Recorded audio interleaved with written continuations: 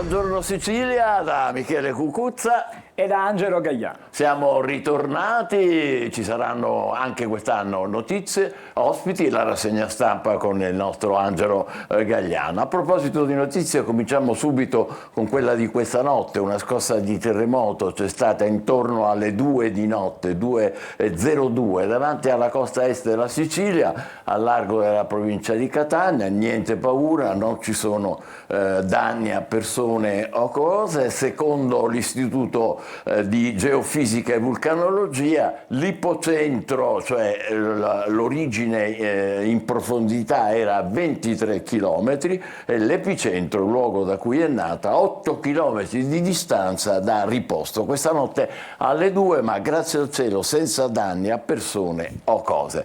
Passiamo a un altro argomento: viaggi della speranza per migranti addirittura in vendita sui social. Lo ha scoperto la polizia, che ha chiuso quasi 1 migliaio di pagine e profili intestati ai trafficanti di uomini, e includevano anche pacchetti, sconti famiglia, cioè qualunque cosa, guardate. I trafficanti di uomini non hanno più scrupoli e neanche pudore, tanto che i viaggi della speranza si vendevano sui social, attraverso vere e proprie pagine pubblicitarie, gruppi o profili, soprattutto su Facebook, con tanto di sconti per donne e minori se viaggiavano con il padre di famiglia. Lo ha scoperto la polizia in un'indagine coordinata dalla Procura di Palermo, che ha portato alla chiusura di 1 migliaio di pagine nelle quali le rotte dei migranti erano pubblicizzate come viaggi di lusso più che della speranza. Si tratta in particolare di profili che agivano come vere e proprie agenzie di viaggio, proponendo pacchetti, sconti per famiglie e anche varie classi per i viaggi, facendo credere che alcuni servizi più costosi fossero anche più sicuri. In realtà i viaggi erano tutt'altro che sicuri, come dimostra il mar Mediterraneo, divenuto la tomba di tanti disperati. Sotto il coordinamento della Procura distrettuale di Palermo, dunque, sono stati accertati su più di 1000 tra pagine, gruppi e profili social 728 violazioni che sono state chiuse e altri sono in corso di chiusura. Si tratta prevalentemente di account in uso a trafficanti attivi in Libia, ma anche in Egitto. I pagamenti erano in ogni caso sempre molto onerosi e venivano effettuati in vario modo, spesso dai parenti dei migranti nei paesi di origine, a volte in contanti sul posto e molte volte facendo ricorso al noto sistema bancario clandestino denominato Hawala, che garantisce pagamenti anonimi e non tracciabili. L'operazione, iniziata a novembre dello scorso anno, è ancora in corso.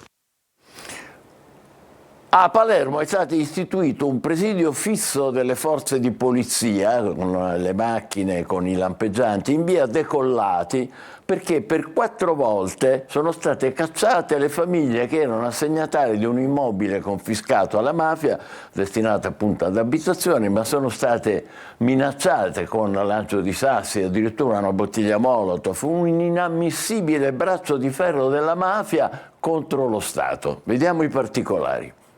Terzo giorno di presidio da parte delle forze dell'ordine in via Decollati a Palermo, a pochi passi dalla missione Speranza e Carità fondata da Biagio Conte. Lungo quell'arteria periferica, ma non troppo, della città è in corso un vero e proprio braccio di ferro fra il comune di Palermo e i fautori dell'illegalità, della mentalità mafiosa, se non mafia in senso stretto. Al centro di tutto c'è un appartamento confiscato in via definitiva a un uomo considerato socialmente pericoloso perché vicino a Cosa Nostra e assegnato dall'Agenzia per i beni confiscati proprio al comune di Palermo, che a sua volta lo ha destinato a scopo abitativo.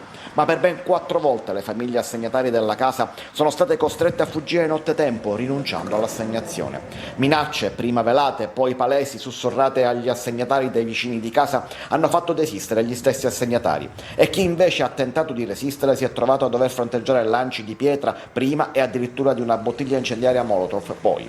Dopo un vertice in prefettura è stato deciso il presidio, ma assegnare quell'abitazione, nonostante i checkpoint che sono stati realizzati, resta cosa difficile in un contesto in cui la presenza delle forze dell'ordine non potrà essere eterna.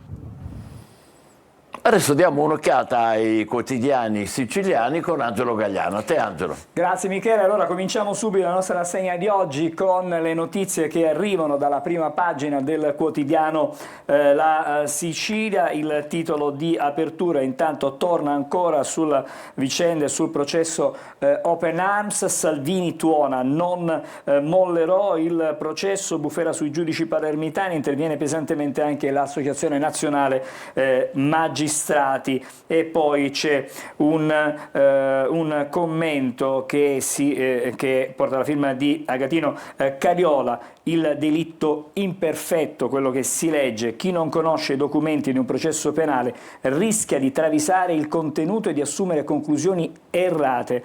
Se poi ci si interviene su un processo dal contenuto politico assai forte, si aggiunge il rischio che le opinioni personali, per quanto argomentate, siano considerate di parte. Insomma, la questione è assai dibattuta. E poi, per restare in Sicilia, vedete la fotonotizia che è in prima pagina con la Sicilia, affari all'asta, il riferimento è alle difficoltà nei trasporti in Sicilia, autobus in Sicilia, un affare da 1,5 miliardi, fra scientifico, affossamento del pubblico e spartizione fra i privati. Cosa c'è in ballo? Questa è un'inchiesta del quotidiano La Sicilia con Mario Barresi.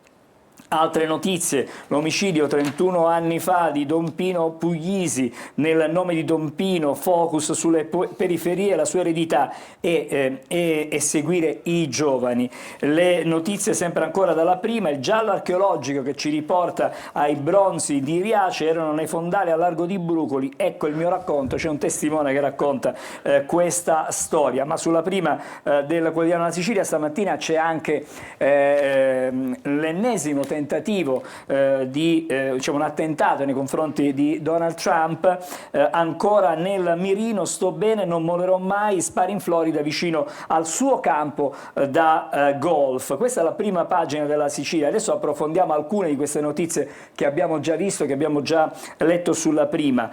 Si torna su Open Arms, Salvini: non mi arrenderò mai, questo è un processo politico. La reazione dopo la richiesta della procura di una condanna a 6 anni. E poi vedete la risposta dei magistrati: dal governo pressione sui giudici di Palermo. La questione è assai dibattuta. Il tema dei trasporti in Sicilia, la vicenda Aste, i collegamenti che mancano per soprattutto gli studenti che non possono raggiungere le scuole. L'AST, ecco il piano di smantellamento per i privati, affari da 1,5 miliardi, trasporto pubblico in Sicilia. Leggiamo ancora: autobus sempre più vecchi, non sostituiti né riparati, corse urbane dismesse a favore della concorrenza, e all'origine il bando per 9 anni con finale già scritto. Insomma, si pensa ci possono essere degli affari chiaramente dietro questa vicenda. E come riportato in prima, il ricordo di Don Pino Puglisi, testimone autentico del Vangelo, ha posto segni di liberazione. La commemorazione della giornata di ieri, ricordato Don Pino Puglisi, il martire di Palermo ucciso dalla mafia. E poi vi segnalo, eccolo qui, a Palermo la commissione su periferie in visita a Brancaccio e anche allo Zen, una trasferta a Palermo da parte della commissione parlamentare di inchiesta sulle periferie guidate dal presidente Alessandro Battilocchio. La commissione sarà presente allo Zen e anche a Brancaccio, e quindi insomma qui i parlamentari faranno visite anche ai luoghi legati proprio a Don Pino Puglisi per restare in tema. Poi ancora la pagina invece dedicata alla città di Catania, che il quotidiano La Sicilia dedica ogni giorno alla città ma anche alla provincia. L'apertura è proprio sulla città di Catania, via Crociferi, stavolta si chiude davvero, attivato ieri mattina il sistema di controllo elettronico dell'area pedonale, ci sono le prime violazioni, ci sarà una fase di pre-esercizio della durata di 30 giorni, poi ci sarà un deciso giro di vite, la soddisfazione dei residenti per questa scelta fatta dall'amministrazione comunale. E in tema di mobilità, sempre per restare a Catania, la MTS annuncia il nuovo sistema di bigliettazione elettronica. Cerchiamo di capire di cosa si tratta in occasione della settimana della settimana europea della mobilità, in scena da oggi fino a domenica. L'azienda metropolitana trasporti e sosta di Catania annuncia di essersi dotato di un nuovo sistema di bigliettazione elettronica che gradualmente sostituirà quella cartacea, quindi non ci sarà più il biglietto cartaceo. Si tratta di un importante e necessario passo avanti per il trasporto pubblico nella città di Catania, quindi un ulteriore diciamo, viaggio verso l'era smart, diciamo così, Michele. E poi sempre a Catania, la notizia, ne abbiamo parlato anche nei telegiornali, la invita in scooter a fare un giro turistico, poi tenta di violentarla. È successo a Catania. Questa è la pagina dedicata alla città e alla provincia etnea. Vediamo adesso la prima pagina invece del giornale di Sicilia, con in primo piano il titolo di apertura: il caso Salvini. Questa è l'apertura, il grande freddo. L'Associazione Nazionale Magistrati in difesa dei PM di Palermo, che ha chiesto 6 anni per il ministro. Reazioni scomposte da parte degli esponenti di governo. La Russa: i giudici non devono interpretare la legge. Questo è il pensiero del Presidente del Senato. Poi le reazioni: il Ministro rilancia, io non mollo, non mi arrendo, e la Lega prepara la mobilitazione in vista della ringa della difesa prevista per il mese di ottobre. Ancora la polemica sugli extraprofitti, ma questa è una questione tutta politica interna alla maggioranza. Ci sono scintille tra gli alleati sulla tassa. Forza Italia mette i paletti, ma da Fratelli d'Italia arrivano le frecciate. Deve far piacere a qualche banca, questa è l'insinuazione che viene fatta. E ancora, sempre sulla prima del giornale di Sicilia, c'è lo stop ai fondi per sagre e per le feste, sia imprese e bonus voli. Questo è, diciamo, il progetto. La mala movida. Purtroppo a Palermo si ripetono questi episodi, rissa fra 30 ragazzi alla Vucciria di Palermo. Altro episodio in via Roma: un gruppo di ragazzi ha cerchiato e picchiato un uomo. Ma sempre sulla prima, sempre sul giornale di Sicilia, la sparatoria vicino a casa Trump, fermato un uomo.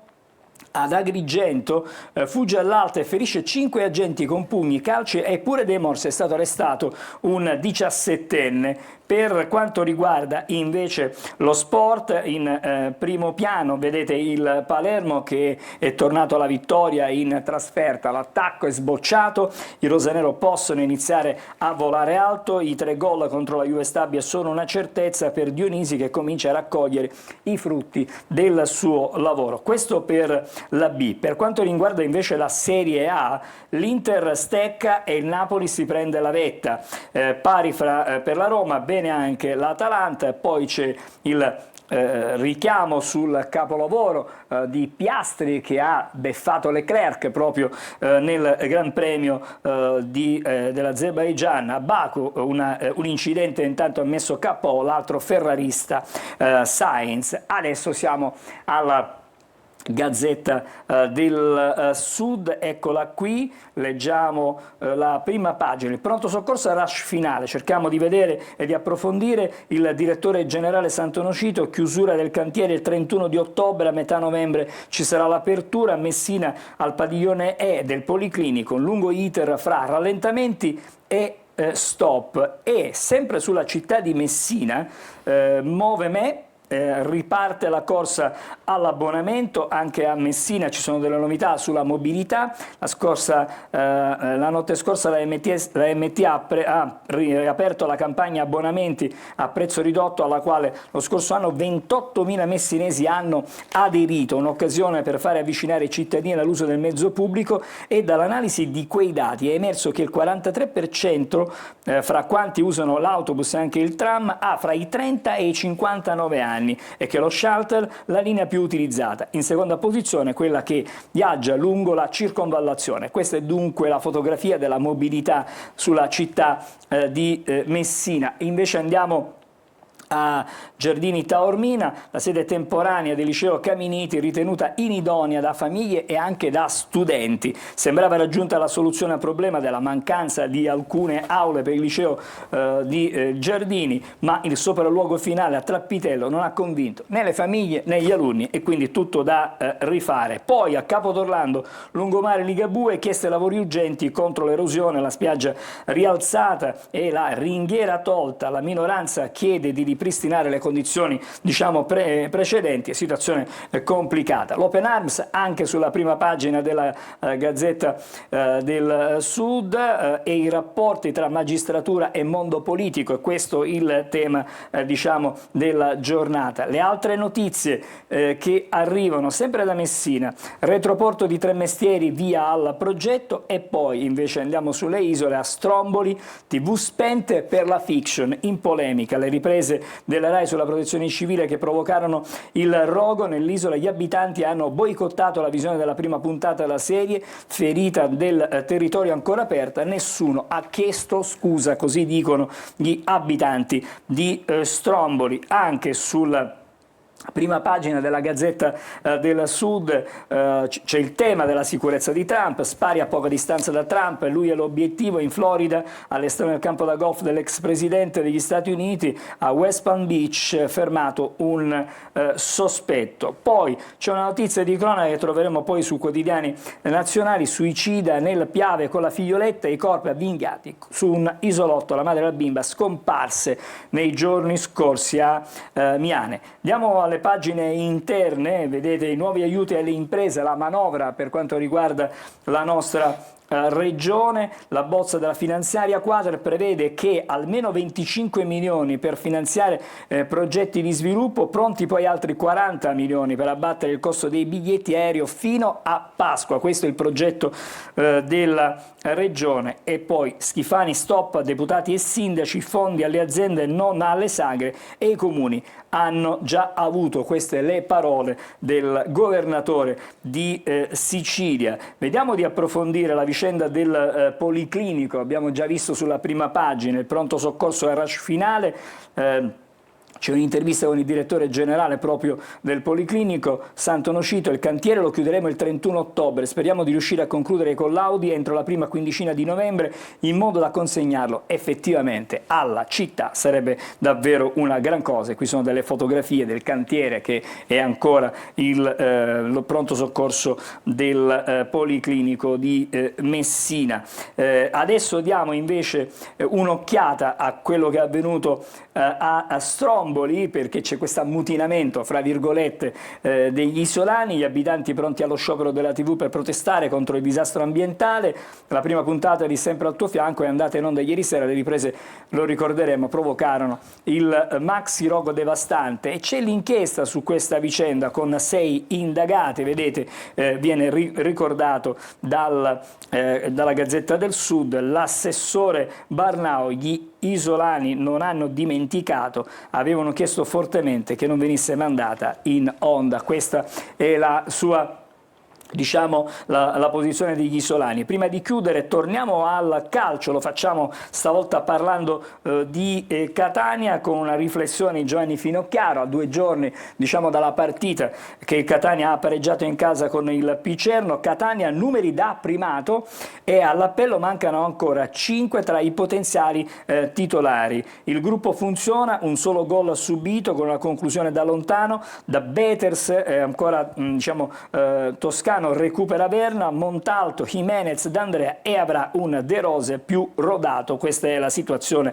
in casa Catania, che poi ricorda un ex rosso azzurro. Vedete qui lutto in casa Catania, rosso azzurro. È morto Marco Piga, segnò nel 1980 il gol della promozione in Serie B. Questo è il racconto che viene fatto sulle pagine della Sicilia di Catania. Diciamo che per la rassegna stampa regionale internazionale. Michele, io mi fermo qui per il momento, ci ritroviamo poi più avanti. Certamente, tra poco la rassegna stampa dei quotidiani nazionali, introduciamo una novità, le notizie sul traffico nella Sicilia orientale in diretta con la polizia stradale. Ecco, siamo collegati con il commissario capo della Polstrada del compartimento della Sicilia orientale, Marcello Scalia. Buongiorno, benvenuto.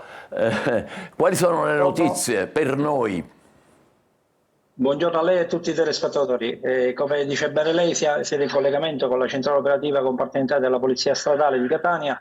Permettetemi di ringraziare innanzitutto l'Ufficio Relazioni Esterne della Polizia di Stato, nonché gli uffici per la comunicazione della Questura di Catania e del Servizio Polizia Stradale di Roma per la realizzazione di questi interventi che si propongono di fornire un contributo di notizie utili agli utenti delle autostrade e delle principali strade statali della Sicilia orientale. Certo, molto importante. Detto questo, entro subito nel vivo della situazione attuale, che fortunatamente non presenta al momento particolari criticità di rilievo, se non per alcuni rallentamenti dovuti più che altro alla piena ripresa delle normali attività lavorative e scolastiche dopo la pausa estiva. Quindi segnaliamo code per traffico intenso lungo la tangenziale in direzione Siracusa tra gli svincoli di Gravina e San Giorgio, dove ci sono tra l'altro anche dei lavori in atto.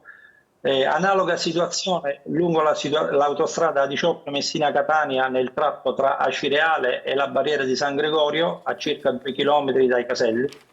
Rallentamenti per traffico intenso sulla statale 121 tra Piano Tavola e Mister Bianco.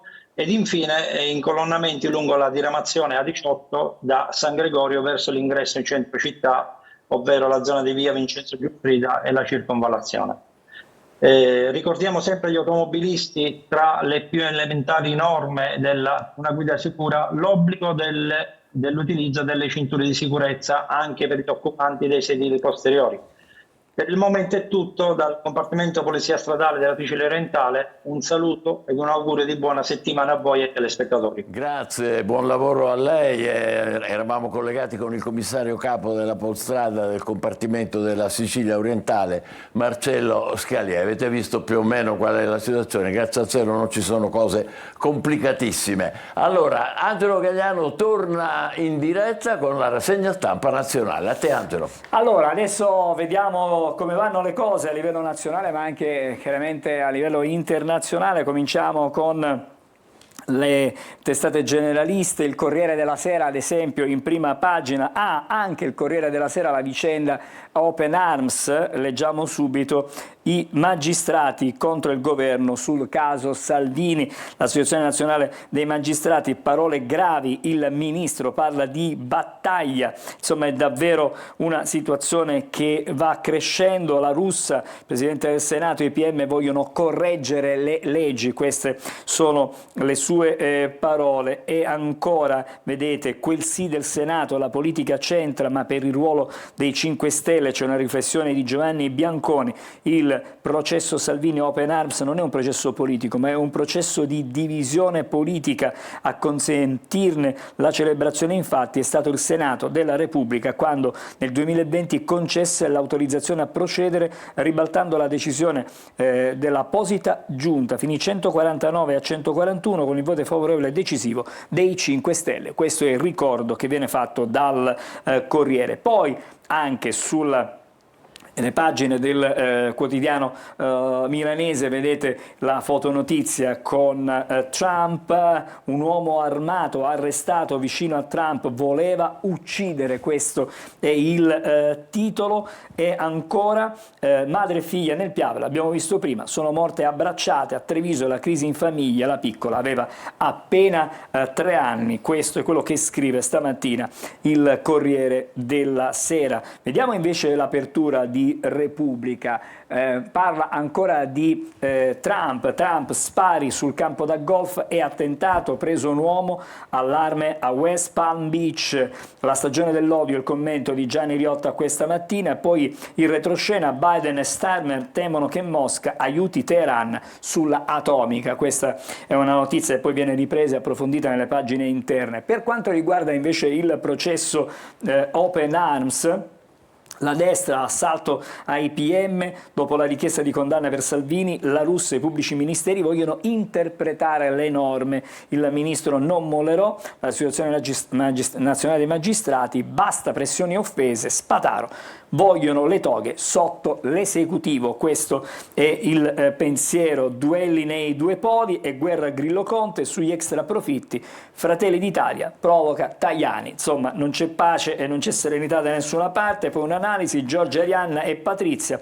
su partito e governo, 3 donne al potere, il racconto e le riflessioni con l'editoriale poi di Ezio Mauro, che invece parla di i sacri confini e la difesa della vita. È un altro approfondimento fatto da Ezio Mauro sulla prima. Suicidio assistito, salta l'iter in aula, la maggioranza blocca la legge. Questa è la prima pagina del Repubblica. Sulla Stampa il tema grosso modo c'è sempre con Salvini, poi lo vedremo, ma intanto vedete il governo, l'apertura è sui migranti, alza il tiro sui migranti. Intervista a Conte, l'Unione Europea, Draghi sostituisce il welfare con l'economia di guerra, più pace, meno armi, a fondo dei giudici. E qui torna a Palazzo Chigi, reazioni scomposte sulla vicenda Open Arms, il leader della Lega, non mollo, il PD.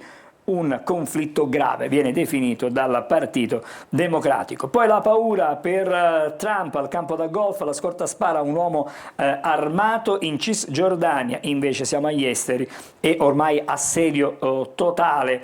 E 2 fotonotizie in prima pagina con 2 donne, ma sono 2 storie diverse, quella in qualche modo di Arisa, così batto i bulli, dice Arisa per l'appunto, insegniamo l'importanza della gentilezza. Sono parole, poche parole ma significative da parte di Arisa. E poi invece la campionessa del salto in lungo, Iapichino, se sbaglio cresco, non si diventa grandi in un salto, riflessioni dal mondo femminile sulla prima pagina della Stampa. Vediamo anche la prima del Messaggero. Volevo uccidere Trump, questo è il titolo forte che invece sceglie per l'appunto il Messaggero. I servizi sventano un nuovo attentato all'ex presidente, catturato un 58enne che era armato, poteva colpire Donald, non mi arrenderò mai, la sinistra è malvagia, arriva la solidarietà di Biden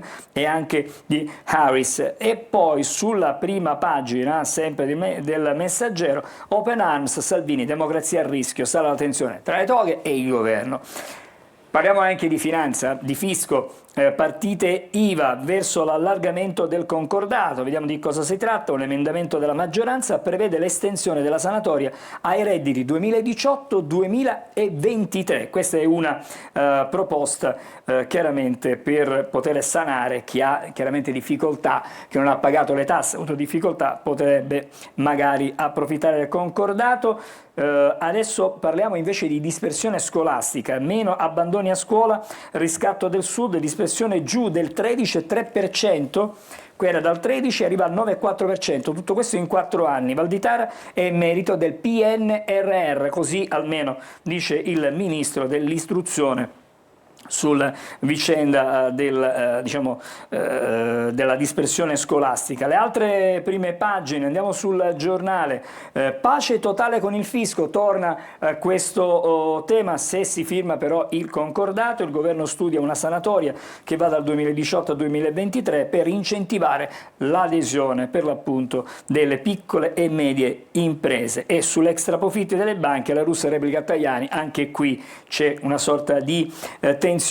L'asse tra toghe e ONG, attacco a Salvini, qui è chiaramente un punto di vista diverso rispetto a quello che abbiamo visto prima. La nuova battaglia giudiziaria contro il protocollo Italia-Albania, e Fratelli d'Italia smaschera le ambiguità di Conte. Trump, spari al golf club, sventato un attentato. E ancora altre prime pagine con...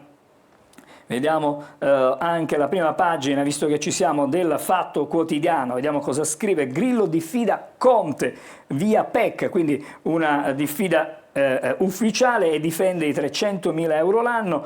Prova a bloccare la Costituente e accusa il leader Movimento 5 Stelle. Mi vuole fuori. E vedete che non si sta da nessuna parte sereni, né a destra né a sinistra, in questo momento c'è molta, anzi non c'è per nulla serenità. Vediamo adesso la prima pagina invece del Tempo. Vedete il processo Open Arms, il quotidiano di Roma, allora processate pure loro, così scrive il Tempo. Da Conte a Toninelli fino a Bonafede, tutti i grillini votarono le norme sui migranti di Salvini, ma adesso sparano sulla Lega con l'appoggio delle toghe rosse che processano il loro ex governo. Questa è la situazione di tensione, anche qui spari nel golf club di Trump, l'ex presidente messo in salvo, torna la polemica della sicurezza. Ci fermiamo qui con la rassegna stampa. D'accordo, allora adesso facciamo una pausa e poi vedremo il meteo, naturalmente, vediamo un po' che tempo fa, e subito dopo parleremo di lavoro e del bonus per i giovani delle zone economiche speciali, quindi ci interessa direttamente. Prego, a più tardi, state con noi, buongiorno Sicilia.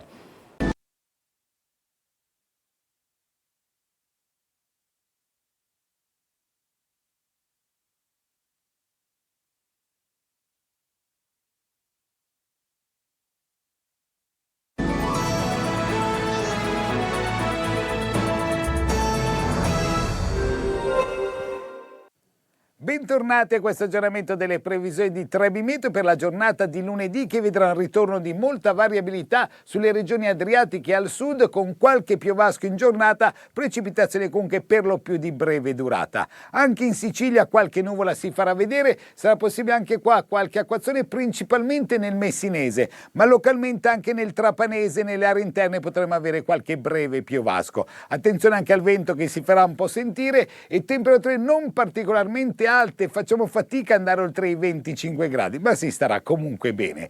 Giornata poi di martedì all'insegna ancora di molta instabilità su tutto il versante tirrenico, con piogge, acquazzoni, forse anche qualche temporale nel Messinese, e anche martedì temperature non altissime, rimaniamo comunque nella norma o solo leggermente al di sotto, massime infatti che riusciranno comunque a toccare i 26-27 gradi. Ma per i dettagli sulle vostre località aggiornate scaricate l'app gratuita di Trebi Meteo.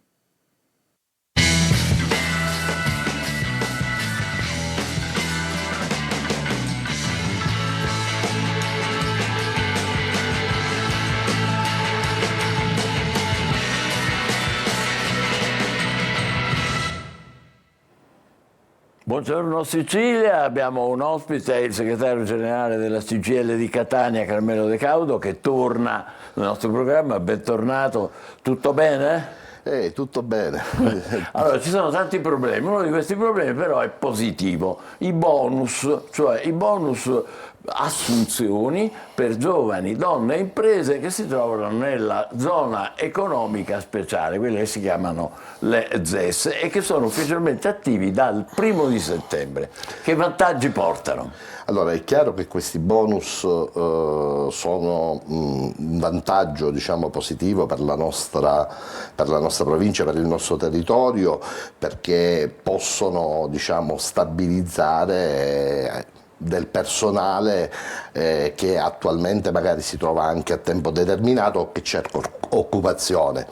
È chiaro però che questi bonus debbono essere utilizzati in modo ovviamente strutturale, perché sì, è vero che in Italia sta crescendo l'occupazione a tempo indeterminato, però bisogna analizzare bene che tipo di occupazione a tempo indeterminato sta nascendo. Sta nascendo un'occupazione a tempo indeterminato sempre più povera, contratti discontinui, contratti verticali, lavoratori che si ritrovano a tempo indeterminato ma lavorare solo ed esclusivamente 7 mesi l'anno, pertanto 5 mesi non hanno, diciamo, nessun tipo di contratto a tempo indeterminato e neanche possono accedere praticamente alla NASPI. Pertanto allo stato attuale c'è un'occupazione, ma un'occupazione povera, è un'occupazione che ovviamente sta determinando non solo problemi, diciamo, sotto l'aspetto complessivo per quanto riguarda il potere d'acquisto, ma che ovviamente noi come organizzazione sindacale chiediamo da tempo di creare un lavoro strutturato e che sia un lavoro stabile, di qualità. Di qualità. Allora, intanto ricordo ancora che gli incentivi, questi bonus per promuovere l'occupazione stabile, proprio quella di cui parlava De Caudo, offrono l'esonero del 100% di contributi previdenziali per 2 anni e variano come importi fra i 500 e i 650 euro mensili. Quelli per i giovani ci interessano di più, a chi vanno? Quelli per i giovani vanno a tutti quei giovani che non hanno compiuto 35 anni di età, o perlomeno che abbiano 35 anni massimo di età. È chiaro che possono essere coinvolti anche, lo dicevo poc'anzi, quei lavoratori che attualmente sono impiegati a tempo indeterminato nelle varie aziende, pertanto può essere trasformato il contratto a tempo indeterminato. Ribadisco la nostra preoccupazione sulla nostra provincia, sulla nostra regione, è quello che la ZES, adesso essendo ZES unica, è chiaro che deve iniziare a concertare un percorso insieme alle organizzazioni sindacali e a tutti quei soggetti praticamente predisposti. E questo finora non avviene? Finora non avviene. Su Catania noi abbiamo un player importante che si appresta a fare delle stabilizzazioni, e mi riferisco a ST Microelectronics, pertanto anche quell'azienda può guardare a questa decontribuzione in modo, diciamo, importante. È chiaro che lì bisogna incominciare a individuare che tipo di lavoratori possono essere impegnati e che risposta si può dare ovviamente al territorio in termini di occupazione. Quindi voi chiedete una maggiore concertazione con voi? Maggiore concertazione, certo. Sì, chiediamo una maggiore concertazione sia con la ZES, concertazione che prima avveniva essendo, diciamo, le ZES divise in province. Adesso è unica. Adesso invece la ZES è la ZES unica. Pertanto non vorremmo che, diciamo, qualcuno la faccia da leone a discapito di qualche provincia, e soprattutto le province che sono più coinvolte nelle aree interne. Certo. Poi c'è naturalmente il bonus donne che è rivolto ai datori di lavoro che assumono a tempo indeterminato, donne di qualsiasi età in questo caso, è vero? Sì, però tra il 1° settembre, cioè adesso in questi giorni, fino al 31 dicembre dell'anno prossimo. Anche in questo caso è prevista un'esenzione. È prevista l'esenzione al 100% dei contributi, è previsto anche per quelle donne ovviamente che vivono un disagio sociale, donne che sono diciamo disagiate oppure che sono state, diciamo, colpite da provvedimenti di un certo tipo. È chiaro che anche questo potrebbe essere un'opportunità, visto, diciamo, la percentuale di disoccupazione di genere che c'è per quanto riguarda le donne.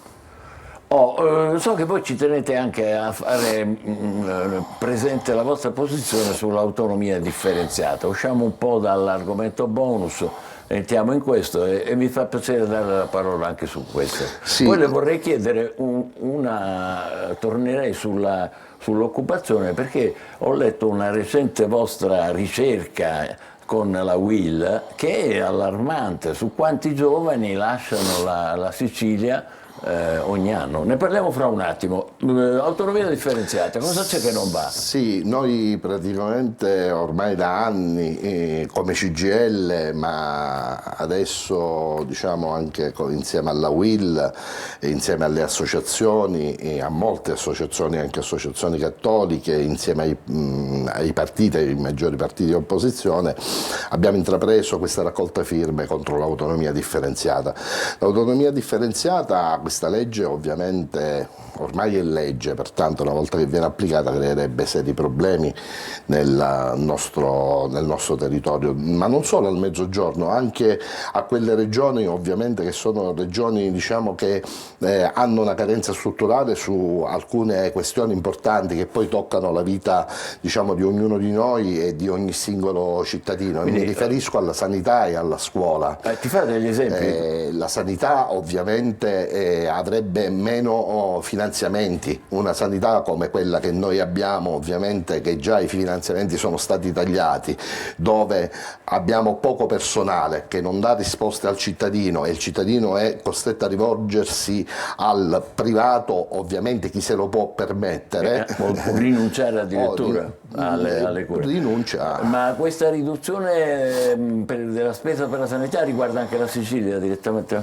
E certo che riguarda anche la Sicilia, perché la Sicilia sarebbe praticamente chiamata a intraprendere diciamo un ragionamento su come organizzarsi sul tema della sanità in modo autonomo, cose che ovviamente i finanziamenti dello Stato non intervengono più per quanto riguarda il sistema sanitario nazionale. L'altro settore importante che lei metteva in evidenza? L'altro settore importante è la scuola con la dispersione scolastica, anche che si dice che la dispersione scolastica sta diminuendo. Ma non è così, anche non perché sono dati ovviamente che bisogna saperli leggere, perché loro non fanno l'esempio dell'alunno che praticamente va una volta ogni 15 giorni a scuola o una volta ogni 30 giorni a scuola. Non lo considerano? Assolutamente no, pertanto anche quella è, diciamo, quindi è una statistica discutibile. Una statistica molto discutibile. La percentuale ovviamente è quella sancita, diciamo, dai dati, e la percentuale sulla nostra provincia di dispersione scolastica è la percentuale più alta, ed è chiaro che anche, diciamo, in termini di personale e di contrattazione ci saranno delle ripercussioni, perché il lavoratore, o in questo caso il professore che ovviamente opera sul nostro territorio, andrà a percepire uno stipendio uguale magari come quello del nord, dove i ragazzi fanno orario magari continuato. Mi sembra doveroso chiederlo, ricordarlo, la raccolta delle vostre firme cosa comporterà poi? La raccolta delle nostre firme comporterà poi che la Cassazione, non siamo soli, siamo tante organizzazioni. La raccolta delle nostre firme è chiaro che comporterà praticamente la richiesta di referendum alla Cassazione, ed è chiaro che saremo poi effettivamente, insomma, la vogliamo abrogare, sì, la vogliamo abrogare. Allora, dicevo, questa indagine fatta da voi, della CGIL e dalla UIL, con dati impressionanti sulle partenze dei giovani. Se ne parla tanto, ma una ricerca così approfondita non c'era stata fino ad ora. Che dati ci sono e che spiegazione possiamo dare? Allora, i dati sono veramente dei dati allarmanti, perché i giovani vanno via non solo, diciamo, dalla Sicilia, ma dall'italiya. Ormai dall'Italia. È chiaro che c'è una percentuale molto alta, che è il 43%. Il 43% per quanto riguarda il mezzogiorno. Per quanto riguarda il mezzogiorno è il 43%. Quasi la metà dei giovani. Quasi la metà dei giovani va via. Va via ovviamente o perché magari i percorsi di studio all'estero danno delle certezze maggiori rispetto a quelle nostre, oppure la maggior parte va via per cercare un lavoro che gli garantisca il proprio futuro e un sostentamento ovviamente più... Soprattutto quindi in Europa, Nord Europa, queste sono le mete. Sì. Queste perché ormai questo avviene un po' in tutta Italia, queste sono le mete, sì, magari si va via per studiare o per fare magari un campus o un avvicendamento, diciamo, scuola-lavoro, e si rimane all'estero. Ma io non è che qui possiamo fare le formule magiche, ma ci sarebbe una via d'uscita di controtendenza? La via d'uscita di controtendenza è quella che noi dobbiamo praticamente incentivare, non solo l'industria, ma dobbiamo incentivare il lavoro. È chiaro che dobbiamo, e poi occorre un ragionamento più complessivo per quanto riguarda i contratti collettivi nazionali del lavoro, sullo stipendio medio di ogni singolo cittadino. Ormai una volta dicevamo che non si arrivava più a fine mese, adesso non si arriva più neanche a metà mese, pertanto è chiaro che ovviamente il giovane guarda, diciamo, condizioni migliori rispetto a quelle che attualmente offre il nostro territorio. Non c'è dubbio. Grazie a Carmelo De Caudo, segretario generale della CGIL di Catania, accennava ai temi della scuola, inevitabilmente ne parleremo fra poco con il segretario della CISO Scuola, l'altra organizzazione, Ferdinando Pagliarisi, e faremo anche un salto alla Lombardo Radice con il nostro Tonino De Mana e con la dirigente scolastica che conosciamo bene, Concetta Tumminia. State con noi, buongiorno Sicilia.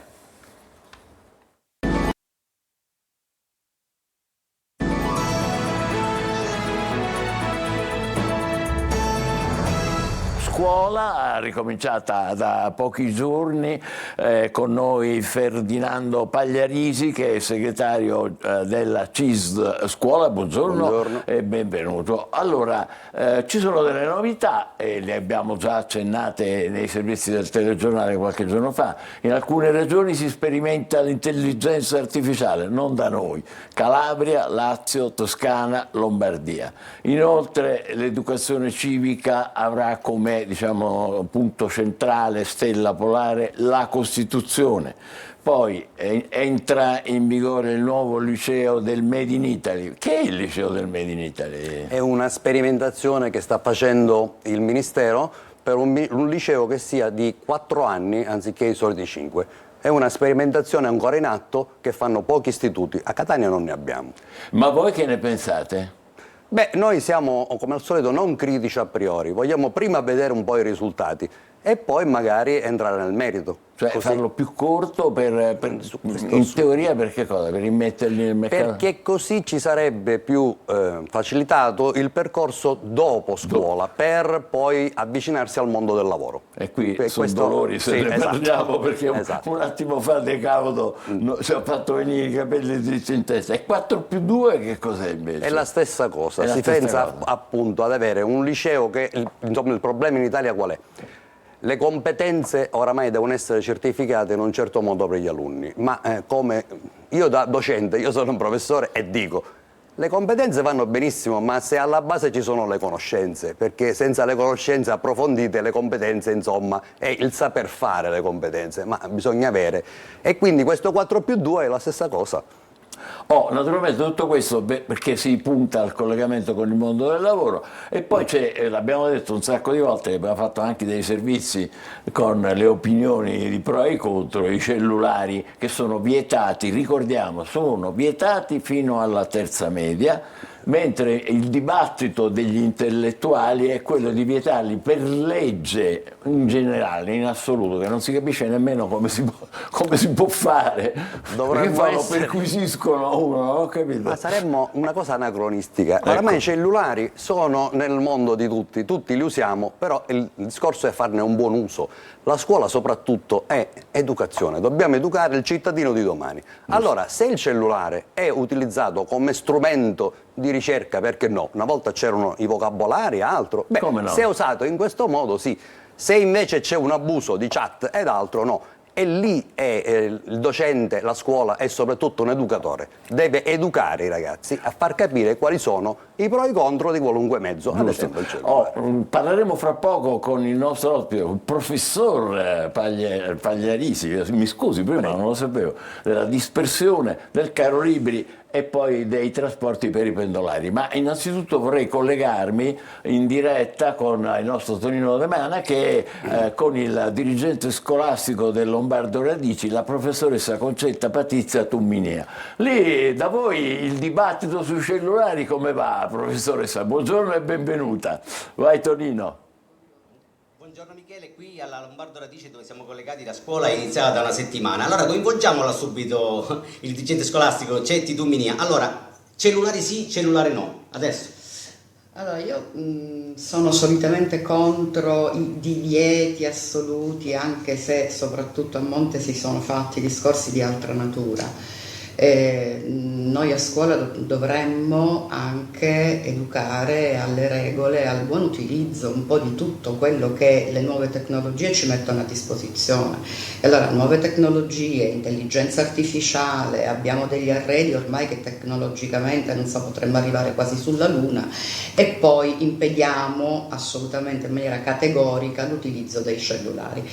Secondo me non è questo il discorso che va affrontato, cioè va affrontato in maniera assolutamente differente, implementare sicuramente tutta una serie di attività affinché gli alunni comprendano l'utilizzo di un certo tipo del telefonino a scuola. Ecco, è un discorso diverso. Poi sui divieti lasciamo alle famiglie anche insomma la possibilità di fare del loro. Sicuramente vedere un bambino di 3 anni, di 4 anni, di 5 anni seduto al ristorante, in pizzeria, con un telefonino in mano, in maniera che possa non disturbare, guardando i suoi cartoni, questa è una cosa che fa storcere sicuramente il naso. Diverso è l'utilizzo del telefonino a scuola.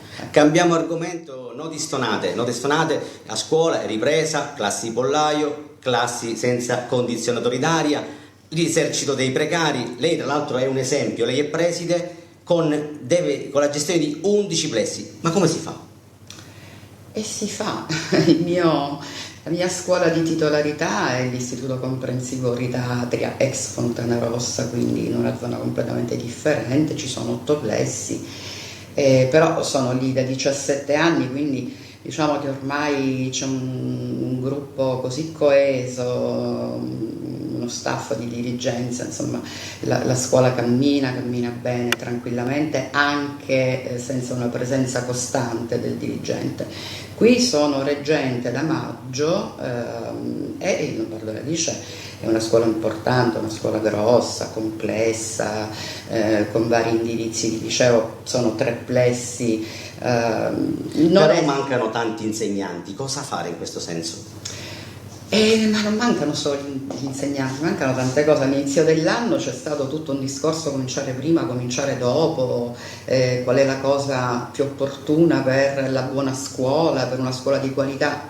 Non sicuramente, cioè il tempo è un discorso molto relativo, perché in una scuola dove non esistono cioè proprio le organizzazioni strutturali, dove non ci sono climatizzatori, come facciamo a fare stare dei ragazzi in delle classi affollatissime con delle temperature allucinanti all'inizio, cioè settembre-ottobre sono dei mesi incredibili, già questo dà una pessima qualità della vita scolastica. No? Professoressa, la interrompo un attimo, mi scusi, perché adesso speriamo che il clima stia cambiando, dobbiamo fare come dire, la danza della pioggia, che ne so. Però abbiamo un articolo in rassegna stampa quotidiana che mette, come si dice, i piedi nel piatto, perché riguarda proprio i precari, ed è la testimonianza impressionante di un professore, un suo collega, che questo qua è un super precario. Vai Angelo Cagliano. Sì, siamo su Repubblica, ho superato 3 concorsi, possiamo anche vedere la pagina, ma sono senza cattedra, i soldi li chiedo a papà. Questa è la sintesi. Che ne pensa, professor Pagliarini? Il problema del precariato è un problema storico, ci sono oramai problemi di precari storici, 15-20 anni che fanno i precari. E poi c'è un sistema che è complicato, farraginoso per i cosiddetti immissione in ruolo, ovvero i contratti a tempo indeterminato. Questa cosa in Italia ce la portiamo da tempo, perché i concorsi non ce la fanno a mettere in cattedra i docenti che servono. Purtroppo ci sono in Italia circa 100.000 cattedre libere che vengono date ai docenti supplenti, con ritardi gravissimi, perché come diceva la dirigente scolastica, ancora non tutti i docenti sono in cattedra e soprattutto non tutto il personale ATA, gli assistenti amministrativi. La scuola ha tante incombenze. Il PNRR di cui si parlava prima, ci vuole qualcuno che da un punto amministrativo prepari tutto il materiale per poi fare le varie misure, i vari progetti. E questo con una diminuzione dell'organico. Cioè, invece che aumentare l'organico, avere più docenti e più ADA, si ha l'effetto contrario. Professoressa Tumini, ha sentito il dirigente della CISL? Prego. Sì, l'ho sentita, ma questa è una tragedia che io vivo naturalmente da anni, perché allora, quando pensiamo al precariato della scuola ci soffermiamo solo sui docenti. Noi abbiamo delle situazioni terribili a livello proprio degli uffici amministrativi, nonché dei collaboratori scolastici, sono numeri che diminuiscono costantemente a fronte della mole di lavoro, dei progetti e quant'altro e di tutti diciamo, gli apparati burocratici di cui le scuole vengono investite. Ora se in una scuola non esistono, non c'è un numero congruo di assistenti amministrativi formati in maniera adeguata e se non c'è un numero congruo di collaboratori scolastici sono delle figure importantissime perché sono deputati alla vigilanza, sono la vetrina delle scuole. Tenga conto che in una scuola per esempio come la mia, dove ci sono 8 plessi importanti, con un'utenza insomma anche abbastanza movimentata, questi numeri noi all'inizio di ogni anno li piangiamo perché gli organici non sono assolutamente strutturati, quindi si va sempre incontro, cioè fino a novembre, dicembre noi aspettiamo, oltre ai docenti di sostegno, ai docenti su posto comune, aspettiamo anche il personale ATA. Questo perché all'interno della scuola cambia continuamente tutto. Michele, c'è Tiduminia che qua è un preside di frontiera, a Librino c'è un altro problema ed è la dispersione scolastica. Allora, la dispersione scolastica è un problema che riguarda tutte le scuole, perché noi dobbiamo fare una distinzione tra dispersione scolastica esplicita, quando parliamo di abbandoni, quando parliamo di assenze continuate, saltuarie, eccetera, e di dispersione implicita che può riguardare molto da vicino le scuole secondarie di secondo grado. C'è un problema di dispersione nel momento in cui i ragazzi perdono interesse, perdono la volontà di frequentare in un certo modo, è proprio un discorso legato al malessere generale che investe i nostri ragazzi. Questo per quanto riguarda la scuola secondaria di secondo grado. Su Librino o sulle zone insomma periferiche si lavora tanto da tanti anni sulla dispersione scolastica. Io devo dire che gli istituti dell'obbligo, cioè gli istituti comprensivi, da me, cioè io sono un esempio, i numeri legati alla dispersione in senso stretto sono assolutamente stati abbattuti perché insomma noi abbiamo ormai una organizzazione di un certo livello per cercare di recuperarli in maniera proprio chirurgica. E poi c'è il problema dell'edilizia scolastica. Molte scuole sono fatiscenti e lei è stato un esempio perché quel muraglione lì alla scuola Fontana Rossa è stato abbattuto per tanti anni. Sì, adesso i lavori sono addirittura d'arrivo. Allora io penso che il discorso dei problemi che attengono proprio alle strutture, purtroppo dobbiamo farli risalire ad un periodo molto lungo di trascuratezza sicuramente, cioè man mano che i problemi si accavallano diventano sempre di più, diventano sempre più importanti, affrontarli è un costo non indifferente. Io mi auguro che devo dire che c'è molto movimento, noi quest'anno siamo riusciti a fare tanti interventi su diversi plessi e questa è una cosa importante. Ecco, se poi la manutenzione non più straordinaria ma ordinaria diventasse anche quella regolamentata, strutturata, eccetera, questo secondo me pagherebbe nel lungo termine, no? Sulle condizioni. Grazie. Michele, domande da studio? Sì, noi salutiamo la professoressa Tuminia, grazie per essere stata con noi, grazie a Tonino De Mana. Vorrei un suo rapido commento su quello che abbiamo appena sentito e poi le chiedo una cosa velocissima sul caro libri, che è inevitabile. Allora, riguardo l'edilizia scolastica è un problema annoso, è un problema veramente grave da affrontare. Noi come CISL Scuola e CISL, la CISL Scuola è una delle federazioni della CISL, insieme alla CISL abbiamo da tempo fatto un censimento degli edifici scolastici. Attenzione perché, come diceva la dirigente, Nella sua scuola ci sono 8 plessi, cioè se a Catania ci sono circa 70 istituzioni scolastiche, in realtà se andiamo a vedere un qualunque motore di ricerca ci sono 300 scuole, cioè sono 300 i plessi. In provincia di Catania sono più di 1000 e purtroppo qualcuno tempo fa non aveva neanche l'abitabilità. Se noi andavamo a mettere un qualunque navigatore non lo trovava perché non era censito, non risultava e questo è grave. Abbiamo fatto questo censimento e sono risultate delle carenze strutturali importanti.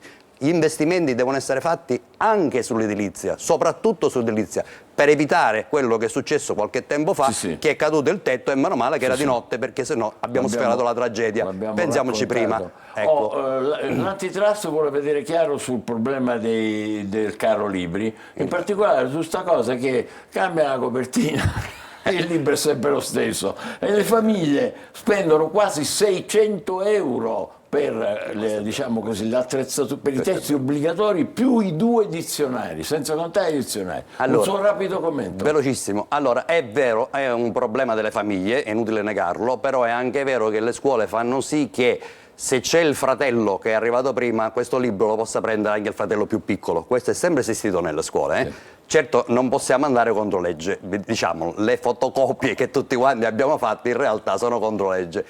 Purtroppo è il caro vita e capisco anche le case editrici che fanno quello che possono. Che è l'autorità che... lì dovrebbe entrare e vedere un attimino quello che succede. Vedremo. Assolutamente sì. Intanto ringraziamo e le auguriamo buon lavoro a Ferdinando Pagliarisi, segretario della CISI Scuola. Facciamo una pausa e poi ce la andremo al ristorante a Taormina. State con noi, buongiorno Sicilia.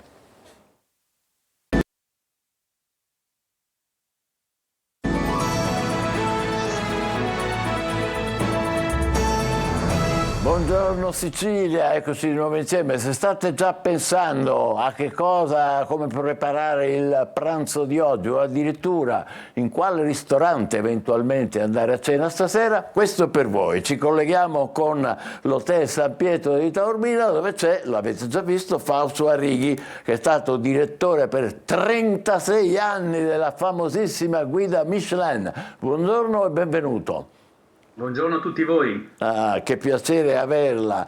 Allora, lei ha controllato, testato, usiamo la parola più giusta, quanti ristoranti in tutti questi anni? Ormai ho superato i 10.000. Superati i 10.000, li conosce come le sue tasche. Ha scritto un libro che si chiama Al ristorante come a teatro, manuale di comportamento, eccolo qua, per cuochi, camerieri, ristoratori e anche un po' per clienti, edito da Maretti. Poi ci spiegherà perché è come a teatro. Intanto vi annuncio, possiamo rientrare in studio, vi annuncio che alle 18:30 sarà presentato al bar Belvedere con il suo autore, naturalmente Fausto Arrighi, e alle 20:30 al ristorante Batu, che è all'interno del Grand Hotel, ci sarà una cena dallo Ionio all'Adriatico, viaggio culinario a 4 mani. Anche se sono le 9 cominciamo ad avere l'acquolina in bocca. E io sono già seduto a tavola, quindi... Lei è già seduto a tavola, come dire, lei sì che se ne intende. Perché al ristorante come a teatro? Perché al ristorante si recita, c'è una gestualità, ci sono dei ruoli dove ognuno esprime un qualcosa, ecco, l'approccio al tavolo, l'accoglienza al cliente, è una recita, è un po' come a teatro e quindi rappresento bene questo ambiente come se fosse veramente un teatro. Naturalmente lei dà dei consigli per gli addetti ai lavori, i cuochi, i camerieri, i ristoratori, è ovvio che ci mancherebbe se non li desse, però ne dà anche a noi clienti. Che tipo di consigli e di suggerimenti?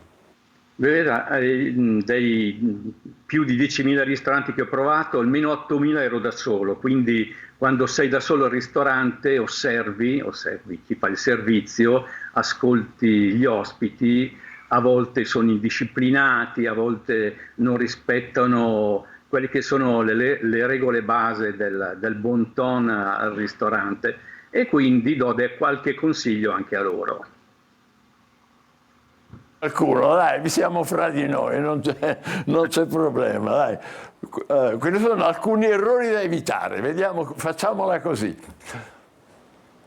Innanzitutto la seduta al tavolo, l'ospite deve guardare le proprie signore che è al tavolo e non le altre che sono seduti, quindi specialmente al sud invece c'è il contrario, no? Uno vuole vedere le altre, diciamo, no? E questo è uno degli aspetti che il bon ton dice, no, tu devi guardare le signore che sono al tuo tavolo, ecco, per dire, il tono di voce non deve essere mai troppo alto, non bisogna disturbare gli altri, insomma poi in determinati ristoranti che sono ristoranti d'atmosfera bisogna viverla un po' questa atmosfera, certo. Quindi il personale un certo tipo di ambiente ti permette anche di vivere una serata che non è solo il mangiare ma il piacere di stare a tavola.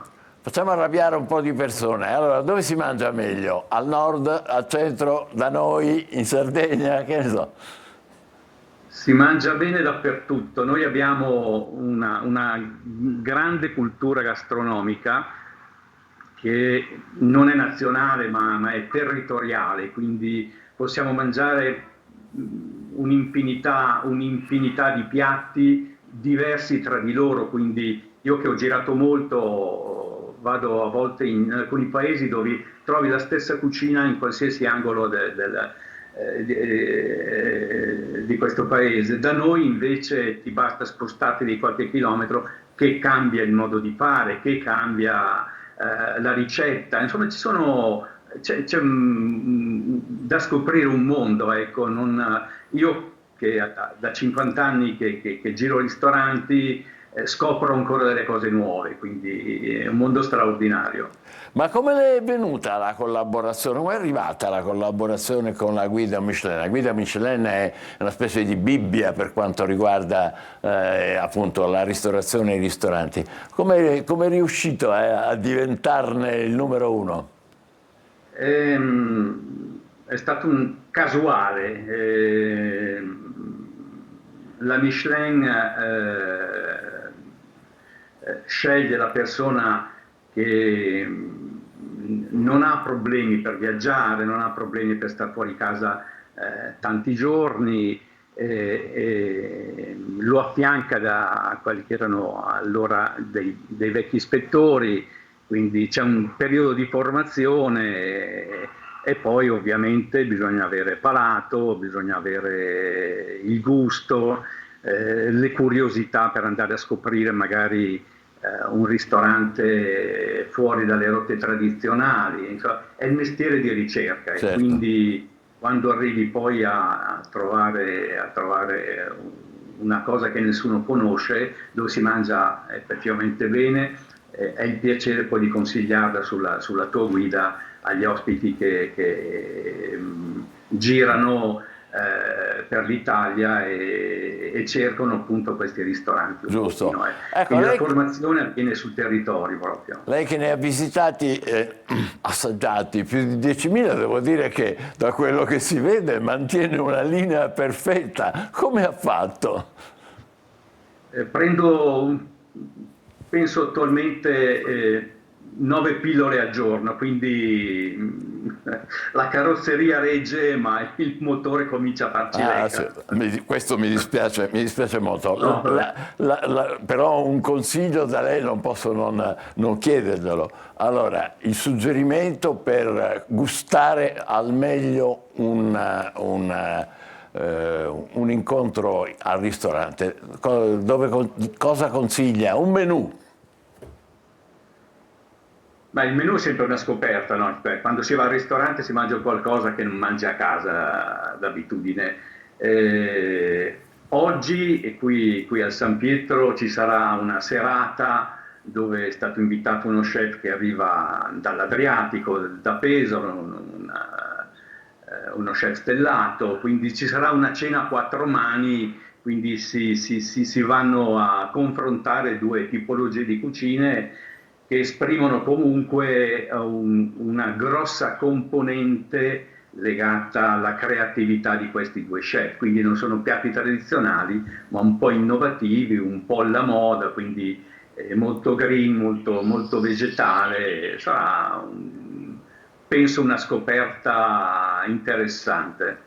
Vi invidiamo molto. Allora, la cena è alle 20:30 al ristorante Batu, che è all'interno del Grand Hotel, dove si trova il nostro ospite Fausto Arrighi, già direttore della guida Michelin, che salutiamo e ringraziamo per essere stato con noi. Complimenti per il suo libro Al ristorante come a teatro, Maretti editore. Grazie. Grazie a voi. Buon appetito. Ci vuole, no? Quello non manca mai. Quello non manca mai. È il momento del nostro almanacco. Buongiorno Sicilia. Sapete cos'è l'entanglement quantistico? La parola può sembrare difficile, ma vi assicuro che il concetto è molto semplice. È un effetto per cui due particelle rimangono correlate fra loro anche quando si separano da una distanza enorme. Un po' come un fil rouge che lega due anime gemelle nella leggenda giapponese. Per questa correlazione fisica si può notare che un intervento su una particella modifica istantaneamente anche la sua compagna, se così possiamo definirla. E ciò avviene anche se si trovano in galassie diverse, non importa la distanza. Ci salutiamo con la frase del giorno. È meglio tenere la bocca chiusa e lasciare che le persone pensino che sei uno sciocco, piuttosto che aprirla e togliere ogni dubbio. Vi auguro un buon lunedì e un buon inizio settimana e vi ricordo di seguirci anche domani per una nuova imperdibile puntata dell'Almanacco. Io vi aspetto qui. Buona giornata dalla vostra Martina. Benissimo, a domani, a domani. Adesso un graditissimo ritorno. Dovrebbero squillare trombe, campane. Ecco noi, Marco Amato. Ciao Marco, bentornato. Buongiorno Sicilia, buongiorno Michele, ben ritrovati. Ecco, ben trovato te. Guarda, ma hai una tazzina di caffè oggi, proprio è uno scettro, è una corona. È a forma di fiore, ecco, ha un motivo molto floreale, una porcellana inglese molto carina, scomodissima da bere perché i petali sono veramente fatti bene, ma quindi la vedete? Non la vedrete più. Non la vedremo più. Va bene, cosa ci racconti per la nostra giornata di oggi? Allora, iniziamo bene, iniziamo con la musica, quindi vi volevo narrare di un qualcosa nel panorama musicale che riguarda la nostra Laura Pausini, internazionale, bravissima cantante, la cantante della solitudine, ma a quanto pare di solitudine, il pezzo che la rese famosa con cui iniziò giovanissima, non sembra durare a lungo per la nostra Laura, visto che per la prima volta canterà in duetto con un rapper. Ebbene sì, è proprio Lazza, quello che ha il privilegio di duettare più non è mai abbastanza. Per Ariete un po' più di romanticità, il Leone ancora attende e Sagittario concludete bene un affare. E quindi questa è la prima panoramica zodiacale di questa nuova stagione di Buongiorno Sicilia. E detto questo, ragazzi, vi saluto, felice di avervi ritrovato e buongiorno a tutti quanti noi. Felici noi di aver ritrovato te, anche se hai quella tazza che è veramente complicata. Questa tazza scomoda. Scomoda. Bella ma scomoda. Bella ma scomoda. Vabbè, domani ce ne sarà un'altra e sicuramente sarà più comoda. Decisamente più lineare di design. Bene. Buona giornata, grazie Marco Amato. Buona giornata a voi. Adesso vi ricordo una data, il 16 settembre del 1994, è la data di nascita di Riccardo Zanotti, che è il frontman dei Pinguini Tattici Nucleari, e ascoltiamo una delle hit più famose del gruppo dal titolo Ringo Starr. Riccardo Zanotti, e adesso di nuovo Angelo Gagliano per i saluti. Saluti chiaramente a domani con Buongiorno Sicilia.